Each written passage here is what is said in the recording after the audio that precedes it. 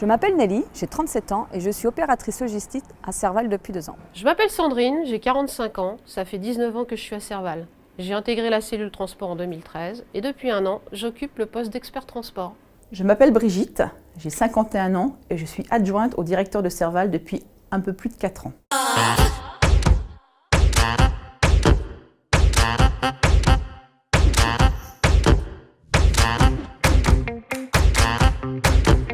Être opératrice logistique, c'est d'assurer un service de qualité, une optimisation des flux à la réception et au regroupement des marchandises. C'est réceptionner, vérifier, stocker, mais aussi préparer et expédier les matériels commandés par le distributeur Enedis ou GRDF, tout en mettant à disposition en cas de crise du matériel FIR. Mon travail d'adjointe consiste à piloter et superviser toute la filière approvisionnement de Serval, sur le matériel du réseau électrique et du réseau gaz.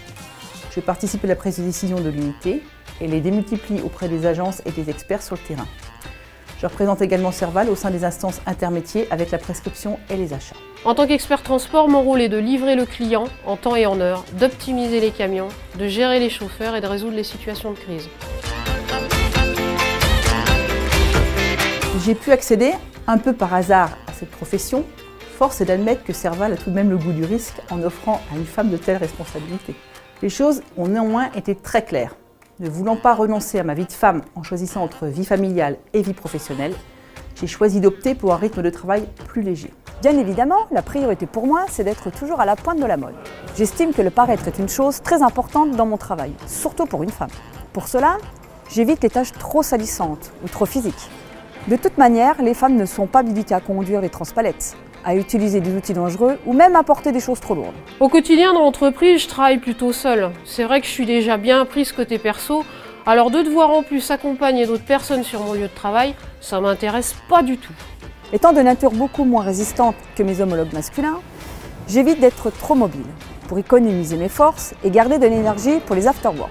En effet, en tant que femme, j'exerce ma profession avec délicatesse et pudeur. J'évite donc les contacts trop directs avec les chauffeurs, souvent à l'origine de remarques désobligeantes. Pour ce faire, j'opère principalement caché derrière mon bureau. J'observe, certes, plus que je ne prends la parole lors des réunions par manque de crédibilité. Cependant, la participation au comité de direction me permet de m'impliquer dans l'entreprise. J'apporte en effet à chaque acteur du comité un café sur mesure et servi avec le sourire. De toute manière, le terrain, c'est pas tellement un endroit où en tant que femme, on peut réellement se sentir à l'aise. Et puis avec les transporteurs et les chargés clientèle, quand on est une femme, c'est pas facile de se sentir intégrée ou même respectée. Enfin, quoi qu'il en soit, rester au bureau, ça me va très bien. Comme c'est moi qui ai la plus belle écriture, je me charge d'envoyer les petits mots et les courriers et je laisse mes collègues s'occuper plutôt de la partie informatique.